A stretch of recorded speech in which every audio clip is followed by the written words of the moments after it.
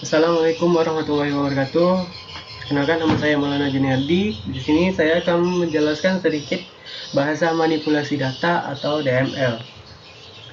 Tujuannya, pelajaran ini mencakup tujuan-tujuan berikut: menjelaskan tujuan bahasa manipulasi data atau DDL, menjelaskan pengoperasian DML yang diperlukan untuk mengelola data tabel database. Ada 3 poin, yaitu insert, update, dan delete. Insert adalah untuk kita memasukkan data, dan delete kita untuk menghapuskan data. Kemudian bahasa manipulasi data. Statement DML dijalankan ketika Anda menambahkan baris baru ke tabel insert, mengubah baris yang sudah ada pada tabel, sini update, kemudian menghapus baris yang sudah ada dari tabel atau delete. Transaksi terdiri dari kumpulan pernyataan DML yang membentuk unit kerja logis. Menambah baris baru ke tabel. Di tabel departemen belum ada baris 70 relation, public relation 204 dan 2700. Sesudah kita kemudian kita masukkan baris baru di tabel departemen 70, public relation 204 dan 2700. Sinteks statement insert. Tambahkan baris ke tabel dengan menggunakan statement insert. Contohnya seperti ini.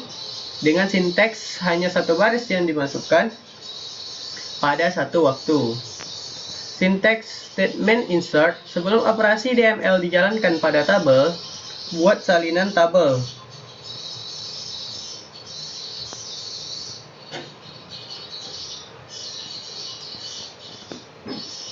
Contohnya seperti ini. Kemudian perhatikan bahwa menyalin tabel dengan cara ini tidak menyalin semua batasan atau hanya not null. Menyisipkan baris. Jika Anda menyisipkan baris yang berisi nilai untuk setiap kolom, daftar kolom tidak diperlukan dalam klausa insert. Buat daftar nilai dalam urutan default kolom pada tabel. Nilai harus diberikan untuk setiap kolom. Seperti ini. Kemudian menyisipkan baris atau buat daftar kolom dalam klausa insert. Seperti ini. Buat daftar dalam urutan yang sama dengan bidang yang tercantum, serta nilai karakter dan tanggal dalam tanda kutip tunggal. Skenario kasus menyisipkan baris. Menyisipkan baris dengan nilai 0. Yang pertama, metode eksplisit. Hilangkan kolom dari daftar kolom. Seperti ini contohnya. Kemudian metode implisit. Tentukan kata kunci 0 dalam klausa values. Seperti ini. Skenario kasus menyisipkan baris. Setelah baris berhasil disisipkan, maka tampilannya akan seperti ini. Menyisipkan nilai khusus. Anda dapat menggunakan fungsi untuk memasukkan nilai khusus dalam tabel. Fungsi scsdate mencatat tanggal dan waktu saat ini. Menyisipkan nilai tanggal dan waktu tertentu. Pertama, tambahkan karyawan. Seperti ini contohnya. Verifikasi tambahan. Tampilannya seperti ini. Mengubah data dalam tabel. Pada tabel employees, di sini departemen ID-nya 90, 90 dan 90. Setelah kita perbarui atau kita update tabel employees-nya, pada departemen ID berubah menjadi 60, 60 dan 60. Kemudian sinteks pernyataan update. Ubah nilai yang ada dalam tabel dengan pernyataan update. Seperti ini. Secara umum, gunakan kolom primary key dalam klausa where guna mengidentifikasi satu baris untuk pembaruan. Perbarui lebih dari satu baris sekaligus jika diperlukan. Memperbarui baris di tabel. Nilai untuk satu atau beberapa baris diubah jika Anda menentukan klausa where. seperti ini. Nilai untuk semua baris di tabel diubah jika menghilangkan klausa where. Sini. Memperbarui baris di tabel. Tentukan set column name 0 untuk memperbarui nilai kolom ke 0. Sini, contohnya. Kemudian melanggar batasan. Melanggar batasan di sini akan terjadi error pada sebuah program, pada sebuah tabel jika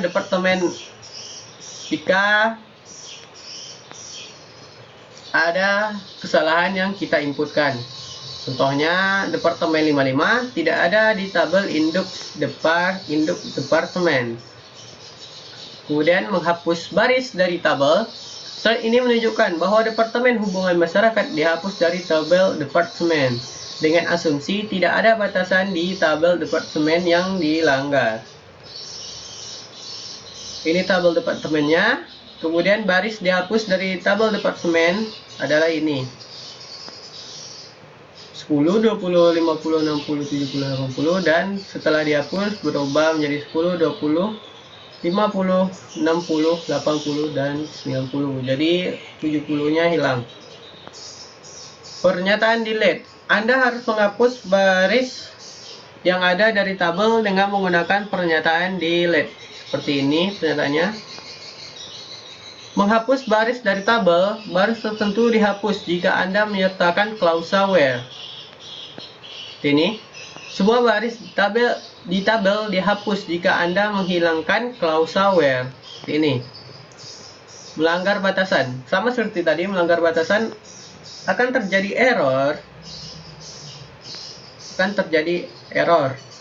Anda tidak dapat menghapus baris yang berisi primary key yang digunakan sebagai foreign key dalam tabel lainnya.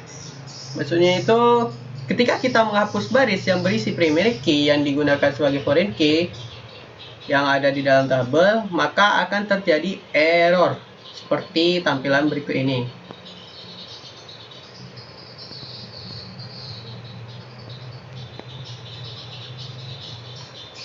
Kemudian skenario khusus menghapus baris. Pernyataan truncate menghapus semua baris dari tabel, membiarkan tabel kosong dan struktur tabel tetap utuh. Adalah pernyataan DDL dan bukan pernyataan DML. Tidak dapat dibatalkan dengan mudah. Sinteksnya seperti ini. Contohnya.